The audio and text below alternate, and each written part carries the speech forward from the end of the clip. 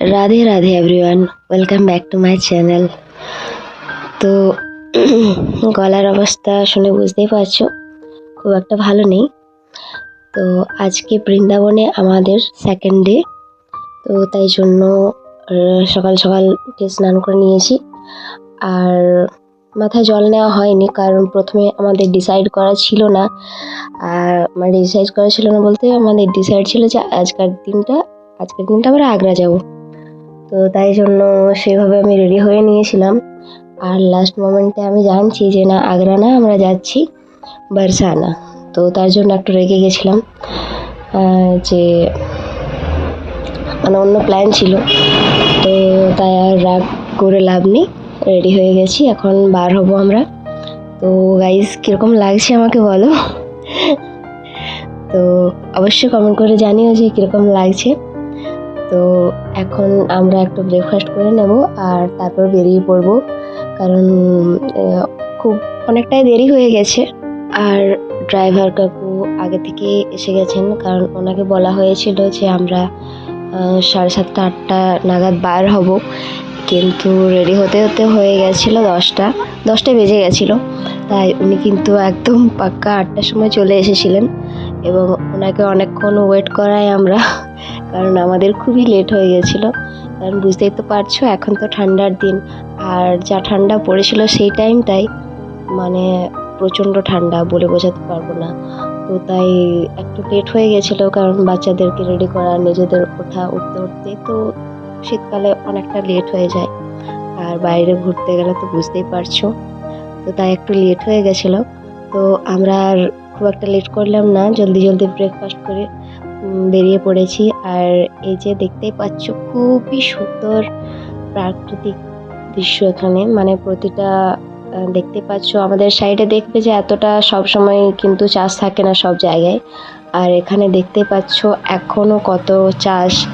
তো এটা মনে হয় গম বা সর্ষে ওই সকল লাগানো আছে, কারণ দূর থেকে খুব একটা বোঝা যাচ্ছিল না, বুঝতে পারছিলাম না, কিছু কিছু বোঝাচ্ছিল। এখন আমরা যাচ্ছি নন্দগাঁও, যেখানে শ্রীকৃষ্ণ তার মিত্রদের সাথে এবং বলদাও সকলের সাথে বড় হয়েছেন। তো এটাই হলো সেই পবিত্র ভূমি যেখানে উনি বাস করতেন। যশোদা মাইয়া এবং নন্দ বাবার বাড়ি। যখন প্রভু 2 বৎসরের ছিলেন, তখন নন্দ বাবা গোকুল থেকে এনে এখানে বাস করেন, কারণ গোকুলে যখন কংস বারবার নানান রাক্ষসকে পাঠাচ্ছিল, তখন খুবই ভয়াবহ অবস্থায় ছিল সকল গোকুলগণ, এবং নন্দ বাবা তার গ্রামবাসীকে নিয়ে এখানে এসে বাস করেন, কারণ এখানে এক ঋষি থাকতেন। তিনি কংসকে অভিশাপ দিয়েছিলেন যে তোমার কোনো পাঠানো রাক্ষস এখানে প্রবেশ করতে পারবে না, এবং তুমিও প্রবেশ করতে পারবে না। যদি প্রবেশ করো তো তুমি ভস্ম হয়ে যাবে। তাই সেই কথা শুনে নন্দ বাবা এখানে এসে বাস করেন, যাতে প্রভু সুরক্ষিত থাকেন। তো তোমরা হয়তো ভাববে যে আমি এত কিছু কি করে জানলাম। তো আমি জানলাম এইভাবেই, কারণ এখানে এসে একজন ব্যক্তি, এই যেনাকে দেখছেন, তো উনি খুব সুন্দরভাবে সকলকে শোনাচ্ছেন। আর দেখতেই পাচ্ছ তোমরা যে কত সুন্দরভাবে সবাই বসে আছে এবং শুনছেন কথাগুলো। তো সত্যি শুনে খুবই ভালো লাগলো, যে মানে খুবই শান্তি একটা ফিল হলো। তো প্রভুর অনেক লীলার কথাই শুনলাম, যেটাতে মনটা খুবই মুগ্ধ হয়ে গেল, এবং শুনছিলাম। তো অনেকেই বসে শুনছেন, এবং সত্যি শুনে খুবই ভালো লাগলো। আর এখানে এসে না আমার মানে আমি কয়েকটা ভিডিওতে দেখেছিলাম যে মাইয়া যশোদার যেখানে উনি রান্না করতেন, সেই রান্নাঘর এখনও অবস্থিত। তো ওটার দেখার জন্যই আমি এদিক ওদিক ঘুরছিলাম, তো দেখতে পেলাম না। অনেকগুলো দরজা ছিল নিচে, যেগুলো বন্ধ ছিল। আশা করি সেখানে হয়তো রান্নাঘরটি ছিল। তো আমি ওখানে থাকা কয়েকটা ব্যক্তিকে জিজ্ঞাসা করলাম যে রান্নাঘর কোথায়। তো ওনারা হয়তো আমার কথা বুঝতে পারলেন না, কারণ আমি বাঙালি। তো হিন্দিতেও বলেছিলাম, তো ওনারা হয়তো ঠিক বুঝতে পারলেন না। আর হতেও পারে যে আলাদা কোনো রুলস আছে বা এই মুহূর্তে দেখানো যাবে না, তাই সেটা আমার কপালে জুটলো না। আর আমার খুবই ইচ্ছে ছিল ওটা দেখার, কারণ আমি অনেক ভিডিওতে দেখেছিলাম। সত্যি ইচ্ছে তো থাকবেই, কারণ ওটা সত্যি তখনের অবস্থিত একটি মানে জায়গা যেখানে সত্যি সত্যি মানে কৃষ্ণ ঠাকুর খাবার খেতেন এবং মাইয়া যশোদা বানাতেন, তো ওখানে থাকতেন ওনারা। তো সেটা দেখার তো অবশ্যই খুবই ইচ্ছে থাকবে। আর এই যে দেখতে পাচ্ছ, এটা হলো নন্দগাঁও। এখানে শ্রীকৃষ্ণ আমাদের প্রভু, উনি থাকতেন এবং খেলা করতেন, নানান লীলা করতেন। তো সত্যি উপর থেকে দেখলাম, খুবই সুন্দর লাগতো।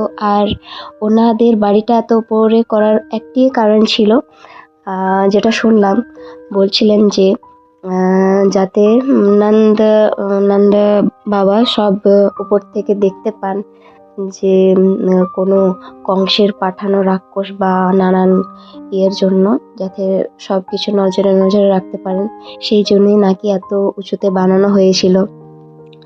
তো এগুলো যদিও তখনের সেই সময়ের নয়, পরে বানানো হয়েছে। তো আমাদের সব দেখতে দেখতে অনেকটাই লেট হয়ে গেল, আরও নানান জায়গা যাওয়ার আছে। তো এখন চলে এলাম একটু কিছু খেয়ে নিই, তারপর আরও যাওয়ার অনেকগুলোই জায়গা আছে। তো সব মন্দির তো 2টো অবধি মানে খোলা থাকে না, 2টো অবধি, দুটো না 12টার সময় বন্ধ করে দেয়, আবার নাকি 2টো থেকে 4টে থেকে ওরকমভাবে খোলে। তো জানি না, ভাবছিলাম দেখতে পাবো কিনা। তো এই যে এখানে এই যে মন্দিরটা দেখছো, তো এটা হলো শিব মন্দির, যেখানে ভোলে বাবা এক অন্য রূপ নিয়ে এসেছিলেন শ্রীকৃষ্ণর সাথে দেখা করার জন্য। তো না দেখতে পাওয়ার কারণে এখানে মান করে বসেছিলেন, তো সেই জন্য এখানে মন্দির স্থাপন করা হয়েছে। তো আর এখানে না অনেক ছোট ছোট বান্দর আছে। আর নিধিসোনা না খাবার খাচ্ছিল, তো আর এত বান্দরগুলো জ্বালাচ্ছিল, ভয় লাগছিল। আর শেষমেশ দুর্ঘটনাও হয়েও গেল, কারণ এর যে দেখতে পাচ্ছ আমি ভিডিও বানাচ্ছিলাম, তো আমার পিছনেও ছিল, ওর বাবাও ছিল, ওর সাথেই ছিল। তো হঠাৎ করে ও খাচ্ছিল, আর হঠাৎ করে একটা বান্দর এসে না ওর হাত থেকে একদম কেড়ে নিয়ে চলে গেছিলো প্যাকেটটা। তো তার জন্য ও পড়ে গেছিলো, আর যদিও লাগেনি, কিন্তু সত্যি বান্দরগুলো এতটাই মানে কাছে চলে আসছিল, খুব ভয় লাগছিল। আর এই যে দেখতে পাচ্ছ কত বান্দর বসে আছে, আর আমি চলে গেছিলাম একটু ভিডিও বানানোর জন্য, কারণ লোকেশনটা খুব সুন্দর লাগছিল, তাই ভাবলাম একটু ভিডিও বানিয়ে রাখি রিলসের জন্য। তো এতটা ভয়ে ভয়ে ভিডিওটা বানাচ্ছিলাম, কারণ আশেপাশে এতই বান্দর ছিল, এবং প্রীতি ফোনটা ধরেছিল, ওরও খুব ভয় পাচ্ছিল যে এখানের বান্দরগুলো ফোন, চশমা, ব্যাগ সব নিয়ে চলে যায়, হাত থেকে কেড়ে নিয়ে চলে যায়। তাই ওও খুব ভয় পেয়ে গেছিল যে যদি হাত থেকে ফোনটা নিয়ে চলে যায়। তো এখান থেকে বার হয়ে আমরা চলে এসেছিলাম এক বনে, যে এখানে নাকি শ্রীকৃষ্ণ তার গায়াদেরকে নিয়ে আসতেন এবং গায়াদের চরণ করাতেন, আর বাঁশি বাজাতেন এবং সবাই শুনতো, গায়ারা মুগ্ধ হয়ে শুনতো, এবং তার শাখারাও আসতেন।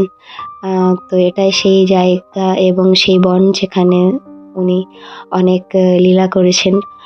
তো ওনার লীলায় অনেকগুলোই বন আছে, তো সেইগুলো ছোট ছোট করে অবশ্যই আমি দেখানোর চেষ্টা করব।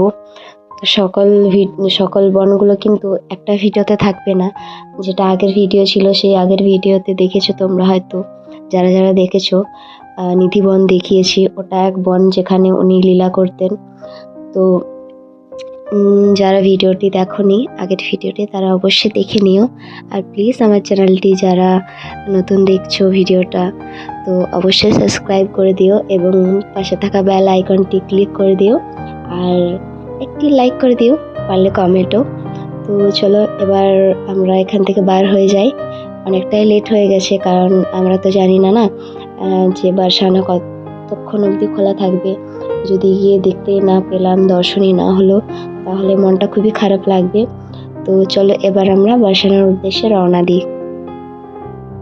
আর এটা হলো প্রেম সরোবর। দেখতেই পাচ্ছ কতটা সুন্দর জায়গা।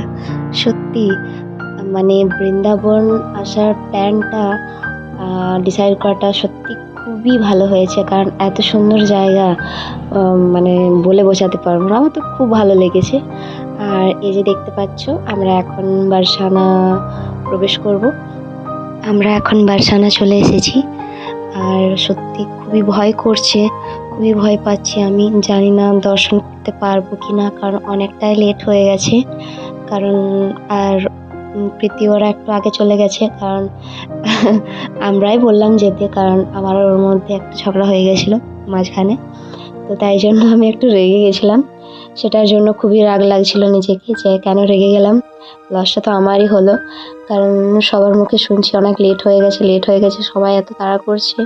আমার খুবই ভয় লাগছিল যে জানি না আমি দেখতে পাবো কি না। আর এতগুলো সিঁড়ি কষ্ট মষ্ট করে উঠতে এলাম দুজনাই, তার মধ্যে তো নিধি আছে, ওকে নিয়ে ওঠা বুঝতে পারছো, একটা বাচ্চা নিয়ে এত সিঁড়ি ভেঙে ওঠা খুবই কষ্ট। তো শেষমেশ এমন হলো সিচুয়েশন যে আর ঢুকতে দিচ্ছে না। তখন খুবই কষ্ট পেয়ে গেছিলাম আমি, যে একটু রাগের জন্য এটা আমি কি করলাম। তাই ডিসাইড করলাম যে আমি আর মানে ঘুরতে এসেছি, অন্তত রাগটা করব না, কারণ রাগ করলে সত্যি এই মুহূর্তগুলো আর ফিরে পাবো না। আর যদিও রাগের মধ্যে দোষটা আমারই থাকে, তো তাই আর রাগ করব না। আর এই যে দেখতে পাচ্ছ লাডলিজির মন্দিরে আমরা প্রবেশ করে নিয়েছি। আর ওই সময়ের ভিডিওটা করতে পারিনি, তখন আমি কাঁদতে শুরু করে দিয়েছিলাম। সত্যি ভয় পেয়ে গেছিলাম যে এতটা দূর এলাম, এবার খুলবে তো প্রায় 2-4 ঘন্টা পর, তো অতক্ষণ তো ওয়েট করা সম্ভব নয়। আর আমি যখন আটকে দিয়েছে না, যেতে দিচ্ছে না ভিতরে, আমি কাঁদতে শুরু করে দিয়েছি, কারণ সত্যি এতটা কষ্ট লাগছিল।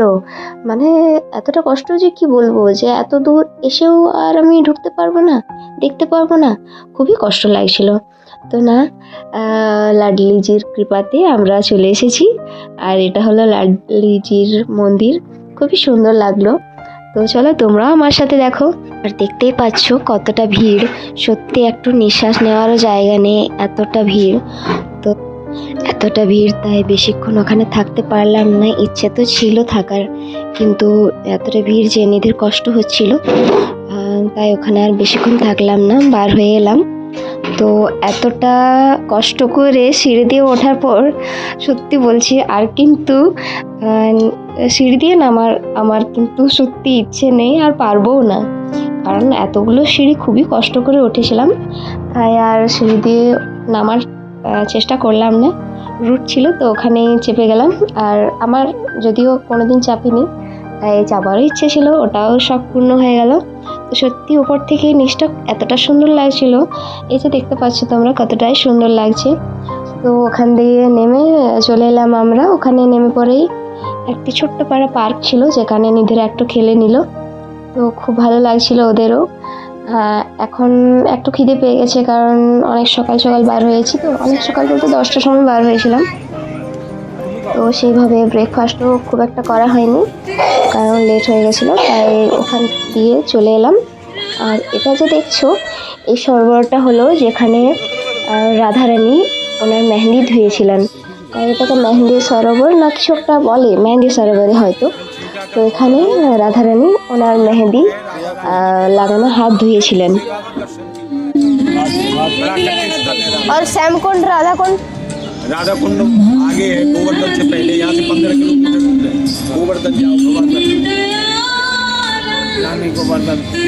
प्रणाम करो, जल पूजा करो, राधा रानी।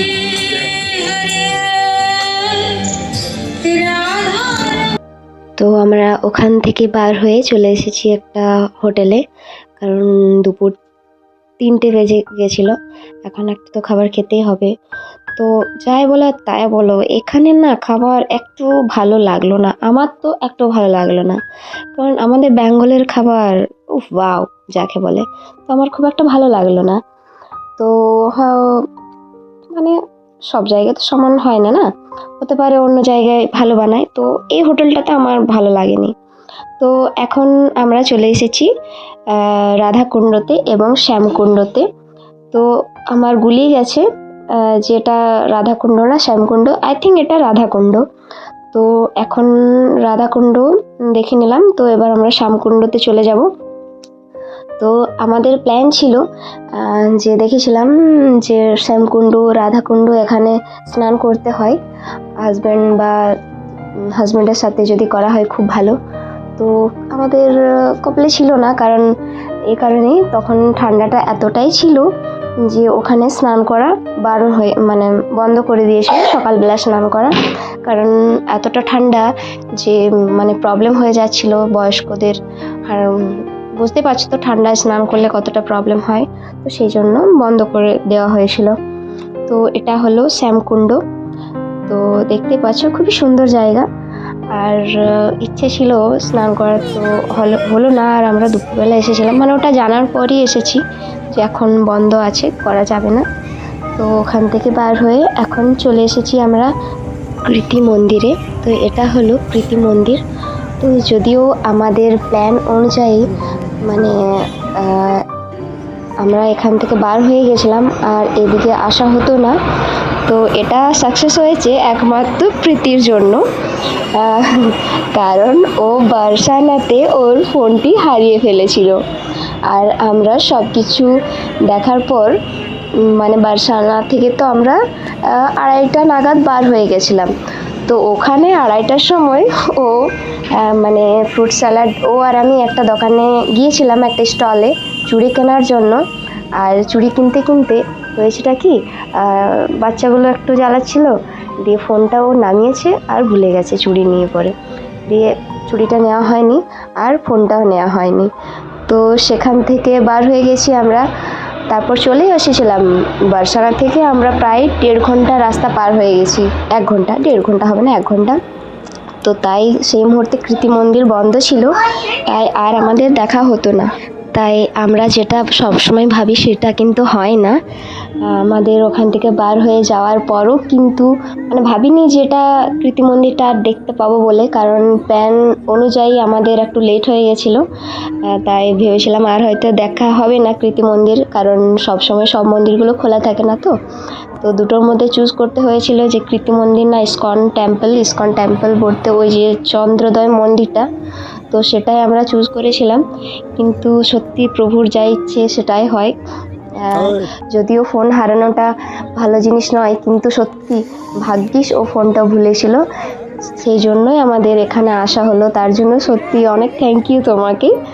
আর সত্যি দেখা হলো, না হলে কিন্তু আমাদের আসা হতো না। তো যাই হোক, যেটাই হয় ভালোর জন্য হয়। আমাদের যখন ফোনের কথা মনে পড়লো তখন প্রায় 7টা বেজে গেছিলো, 7টা। এরপর ফোন করলো, আর ফোনটা যে দোকানে রেখেছিল সেই দোকানের লোকটি খুবই ভালো। উনি বললেন যে এখানে ফোনটি রেখে ভুলে গেছেন, তো আপনারা আসুন, এসে নিয়ে যান। তো সত্যি ওখানকার লোকগুলো খুবই ভালো। আর এটা হয়তো সব জায়গায় হলে দিত না, আর সত্যি এটা হয়তো বৃন্দাবন বলেই আমাদের ফোনটা রিটার্ন করলো। তো যাক, সব কিছুর পর সব কিছু ভালোই হলো, আমরা ফোনটাও পেয়ে গেলাম এবং কৃতি মন্দিরটাও দেখতে পেয়ে গেলাম। সত্যি খুব ভালো হলো, যেটা হয় ভালোর জন্যই হয়। তো আমরা কৃতি মন্দির দেখার পর এখন চলে যাব ইস্কন মন্দিরে। তো ওটাও খুব সুন্দর, তো ওটা দেখার খুবই ইচ্ছে ছিল, কারণ ওটা আমাদের ইন্ডিয়াতে সব থেকে বড় মন্দির এখন তৈরি হচ্ছে, আর ওর থেকে বড় কোনো মন্দির নেই। তো এখন আমরা চলে এসেছি চন্দ্রোদয় মন্দিরে। যদিও বাইরেটা আমার সেই মুহূর্তে ভিডিও করা হয়নি, তাই তোমাদেরকে দেখাবো, শেষ দিকে অবশ্যই দেখাবো। আর এই যে আমরা এখন ভেতরে চলে যাচ্ছি। তো আমি সত্যি কথা বলবো, আমার কিন্তু এই চন্দ্রোদয় মন্দিরে একটা শান্তি ফিল হলো, কারণ তোমরাও ভিডিওতে খুব একটা তো বুঝতে পারবে না, কিন্তু সত্যি খুব একটা শান্তি ফিল হলো যখন আমরা ভিতরে প্রবেশ করলাম। খুব একটা লোক ছিল না, অল্প অল্প লোক ছিল, তো খুবই ভালো লাগলো। কারণ যখন পুজো হলো, আরতি হলো, তখন এক নিস্তবতা, খুবই সুন্দর একটা মুহূর্ত। আর এই যে দেখতে পাচ্ছ এখন আরতি হচ্ছে, তো যদিও ওখানে ফোন অ্যালাউ ছিল না, তাও আমরা চুপি চুপি একটু ভিডিও করে নিয়েছিলাম। দেখতে দিইনি ফোনগুলো যে বার করছি, একটু চুপি চুপি করে নিলাম ভিডিও তোমাদের সাথে শেয়ার করার জন্য। আর যদি এটা করা ঠিক নয়, কিন্তু মাঝে মধ্যে একটু আধটু করতে হয়। তো এখানে খুব ভালো লাগলো। আর ওই যে স্ট্রাকচারটা ছোট্ট করে দেখতে পেলে, সেটাই হলো চন্দ্রোদয় মন্দিরের স্ট্রাকচার। এখন পুরোপুরি কমপ্লিট হয়নি, প্রসেসিং চলছে সব পুরো মন্দিরটা বানানোর। আর এই যে দেখতে পাচ্ছ চন্দ্রোদয় মন্দিরের মধ্যে একটা স্কন্দের মলটা খুবই সুন্দর। এই যে দেখতে পাচ্ছ সব মানে সব কিছু এ টু জেড সব হয়তো পাওয়া যায়, হয়তো কি অনেকগুলোই মানে সব কিছুই প্রায় দেখলাম যে যাবতীয় যা যা প্রয়োজন সব কিছু ওখানে আছে। তো সাথে একটা রেস্টুরেন্টও আছে, এই যে দেখতে পাচ্ছ। তো আমাদের বেজে গেছিলো প্রায় 9:45, তাই আমরা আর ওখানে দেরি করলাম না, কারণ অনেক রাত হয়ে গেছিলো, বাড়ি মানে রুমে ফিরতে হবে।